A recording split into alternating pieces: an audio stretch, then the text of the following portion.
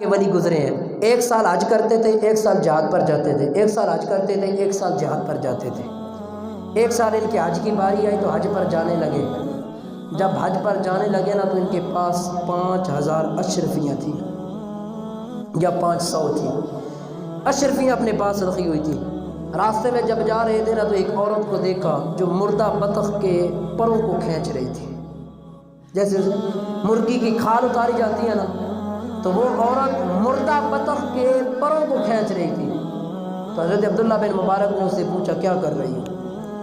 اس نے کہا راز ہے، رہنے دو، مہربانی کرو، تم اپنا کام جاؤ، جس چیز سے تمہیں غرض نہیں ہے اس کے بارے میں پوچھتے کیوں ہو؟ جم گئے، ولی تھے نا اللہ کے، ٹھہر گئے، کہا نہیں بتا کر کیا رہی ہے، یہ ہو کیا رہا ہے، بتا تو صحیح۔ حضرت عبداللہ بن مبارک کا بار بار اصرار اس عورت کو مجبور کر رہا تھا بتانے پر، بالآخر اس عورت نے بتا دیا۔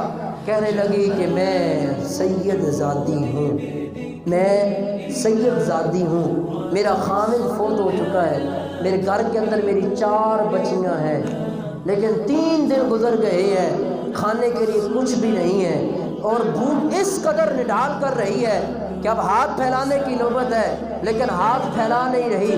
جب حالت یہ ہو جائے، موت غالب آنے لگے اور تمہیں خطرہ محسوس ہو رہا ہو، تب حرام بھی حلال ہو جاتا ہے۔ یہ بطخ اگرچہ مر چکی ہے لیکن میرے لیے یہ حلال اس لیے ہے، اور میں اسے کھانا اس لیے چاہتی ہوں کہ میری بچیوں کا پیٹ بھر جائے۔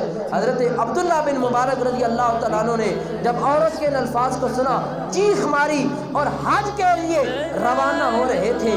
ان 5000 اشرفیوں کو لیا، اس عورت کو کہا بہن اپنا دامن کھول، اس نے دامن کو کھولا، 5000 اشرفیاں اس کے اندر ڈال کر حج پر گئے نہیں ہیں، وہاں سے واپس آ گئے، گئے نہیں ہیں، وہاں سے واپس آ گئے ہیں۔ واپس آئے تو کچھ عرصہ گزرا، ایک آدمی ملا جو حج پر گیا ہوا تھا، تو حضرت عبداللہ بن مبارک نے اسے فرمایا کہ بھائی مبارک ہو، اللہ تیرا حج قبول کرے۔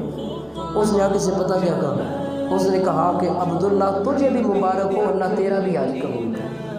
ایک بندے سے کہا، پھر آگے گئے، ایک دوسرا ملا، کہا بھائی اللہ تجھے تیرے حج کو قبول کرے، تجھے مبارک ہو۔ اس نے بھی یہی جواب دیا، عبداللہ تجھے بھی مبارک ہو، تیرا حج قبول اللہ فرمائے۔ کہتے ہیں میں نے 3-4 لوگوں سے ایسے کہا، پھر ایک مجھے بندہ ایسا ملا، اس نے کہا عبداللہ یاد کر جب مکہ کی وادیوں میں خانہ کعبہ کے گرد میں گھوم رہا تھا اور تو بھی گھوم رہا تھا، تیری اور میری ملاقات ہوئی تھی۔ وہ کیسی ملاقات تھی؟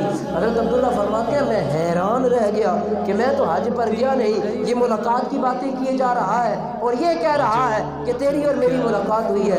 تو حضرت عبداللہ بن مبارک اسی حالت پریشانی کے اندر سو جاتے ہیں، خود تو سو گئے، قسمت جاگ گئے۔